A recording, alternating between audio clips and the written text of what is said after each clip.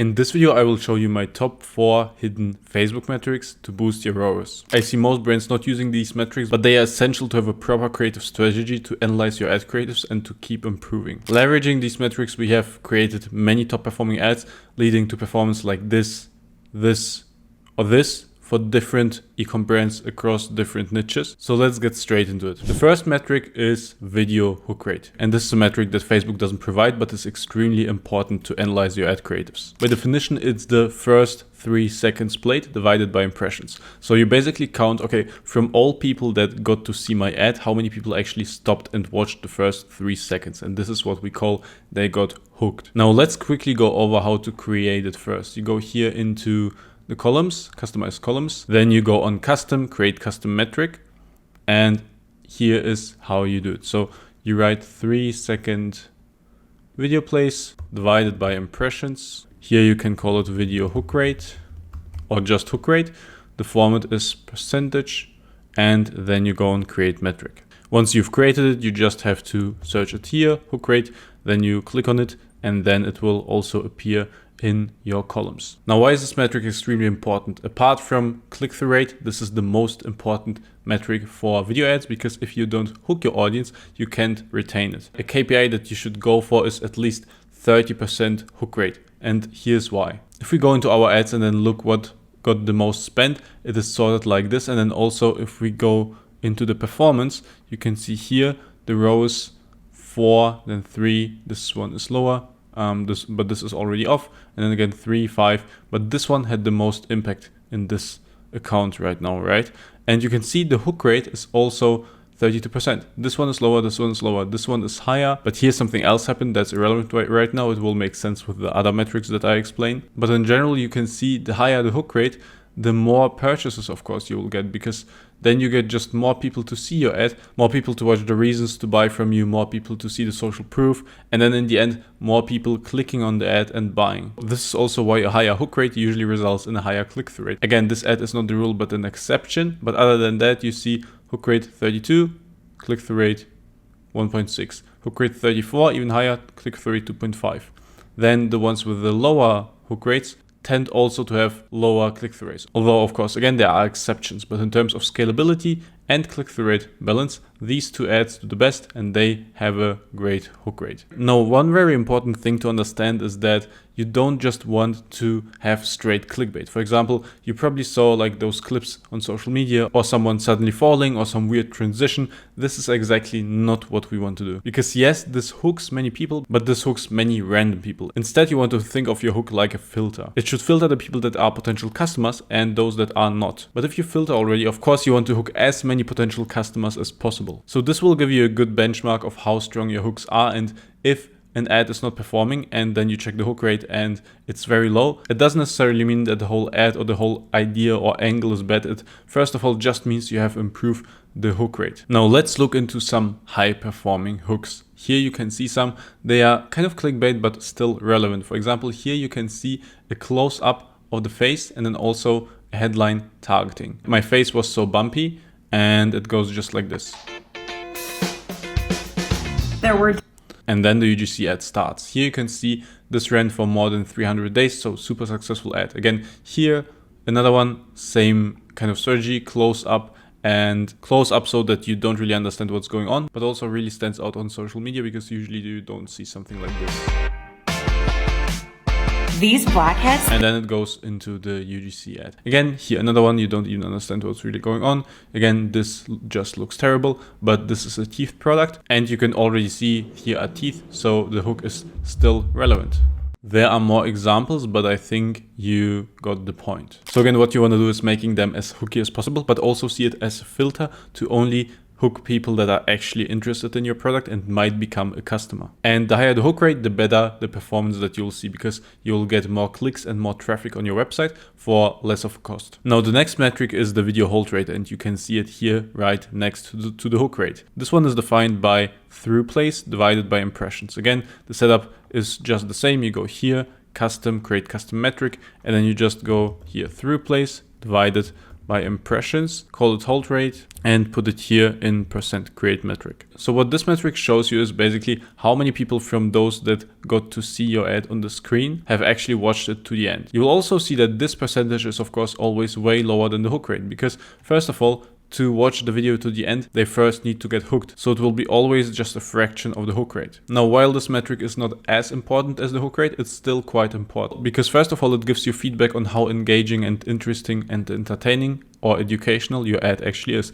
If your hook rate is extremely high, but your hold rate is like 2%, then you know, okay, your ad just bores people and they keep scrolling. This is exactly what you want to prevent, because otherwise they just don't watch all the social proof, not all the benefits, not all the reasons to buy your product. And then of course they are way less likely to convert. So what you want to do is keeping that in a healthy balance. Usually it's about 1/5 or 1/6 of the people who got hooked should watch it to the end. So if the hook rate is around 30%, it should be around 5 to 6 as it is here. Ideally it's higher than 10, but this of course also heavily depends on the hook rate. What you can also do is set up here the video average playtime. This is a metric by Meta, you don't have to create it yourself. And then Meta will show you exactly where most people drop off. This is the clip that you want to take a closer look at and then maybe swap out, maybe change the flow, maybe change the structure of your ad just to make it more engaging and more interesting. Also, if you, for example, have an ad that has a high hold rate but is not profitable, what you can do is basically learn from this ad, okay, what did you do to actually retain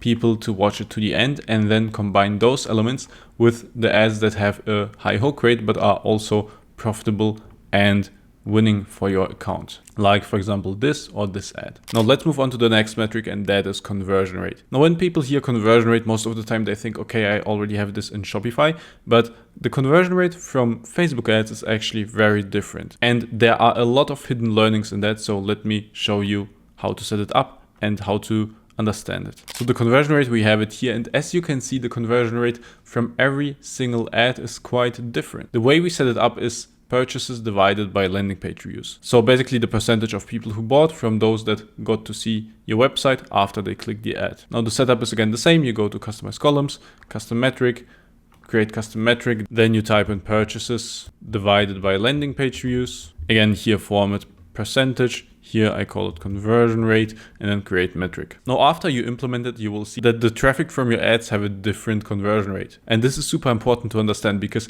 if you have different ads and one of them is targeting one customer persona, the other one another customer persona, or just different angles, different pain points, different desires, then you can already see like what kind of traffic that ad attracts. For example, you can see this one, this example, and now it will make sense, that had a super high hook rate and super high hold rate. Was very engaging and interesting for customers, but in the end, that traffic was rather low quality. They barely added to cart, and they also barely converted in comparison to the other ads. And that's why, even though we hooked, for example, 10% more of people, because only 1/3 of the people converted, this means that this ad rather attracts a low quality audience. And this is also what you should take and learn from, because then you know, okay, this angle or this hook or this ad format or this customer persona is rather low quality, let's focus on the other ones. Another reason can be that there's a misalignment between the ad and the destination that it leads to. For example, if the ad is super clickbaity and promises something for free, and then they got to the website and there's nothing for free, of course, this is like a severe mistake. You shouldn't be doing this, but this is an example of why the conversion rate of a certain ad might be low. But if that's not the case, then it's really just about the angle that you take and the quality of the traffic. What we can also do here to learn is basically analyze this ad that has a higher conversion rate based on a good amount of purchases, and then compare it to this ad and understand, okay, what are the elements that actually lead to a high hook and hold rate for this ad, but what are also the elements that lead to a higher quality traffic and conversion rate from this ad. Ideally, you identify those elements and variables and you combine it to a winning ad that has a high hook rate, high hold rate, and high conversion rate, and that will become your new strongest winning ad. This is exactly how we assemble winning ads for our clients. So we don't just randomly find them, we assemble them. And if you have this strategic framework and this iterative framework, then you can only succeed. So this is why the conversion rate is extremely important. It will also help you understand why a certain ad might have a low ROAS, because if you see that, okay, all the metrics are fine, click-through rate is also good, 2%, but the ROAS is low, it might leave you wondering, okay, why? It can be only basically the conversion rate or the AOV. And here's already our fourth custom metric. Again, you can find it in Shopify, but here we look at the AOV per ad, depending on the traffic. The setup here is purchase conversion value divided by purchases. Again, the setup is the same. You go in here, custom, create custom metric, and just type in purchase conversion value divided by purchases. Go here, of course, to dollar now, to currency, type in AOV and create the metric. Now here again, as for the conversion rate, you will see that different ads attract different kind of traffic, and this traffic buys for a different AOV. The learnings are quite similar as the conversion rate. You can see, okay, this ad attracts an audience that is more likely to convert, and also that doesn't mind spending much more. So this is a very good audience that is targeted. This ad has a very low conversion rate, and those that converted also converted for the lowest AOV among the other ads. So this is a very poor audience to target. Very important metric is because based on that, your ROAS is highly depending. Because ROAS, after all, is a combination of AOV, conversion rate, click-through rate, and CPM. This alone decides your advertising cost and the return that you get from it. What's also very interesting, what you can do with AOV, is actually testing different destinations for the traffic. For example, you can take the same winning ad like this one and then lead it to the product page, or lead it also through a landing page, or lead it to a collection page or to the home page. And you will see that depending on the destination, the AOV will be different. For example, if you lead people to a collection page, they might find multiple products that they like, that they add to the cart, that they eventually buy, and that will increase the AOV. So it's very important to track the AOV to overall see what kind of destination to lead your traffic to, but also again to be able to judge the angle, the ad format, the persona that you target there, depending on for how much they buy and depending on how well they convert. Now, once you set up all these metrics, all you have to do is to analyze your ad account and understand why certain ads fail, understand why certain ads win, and just make more of those that win, while keep split testing new ideas so you get more winning approaches. This is exactly how we scale 7 to 9 figure e-com brands predictably. Now, if you want a whole roadmap on how you get there, here's a video where I exactly explain all the systems that we have to scale e-com brands predictably, and all the systems that you need to build so that your brand can't do anything else than scale. Highly recommended. If you implement all of that, scaling is just a matter of time. Keep scaling. See you there.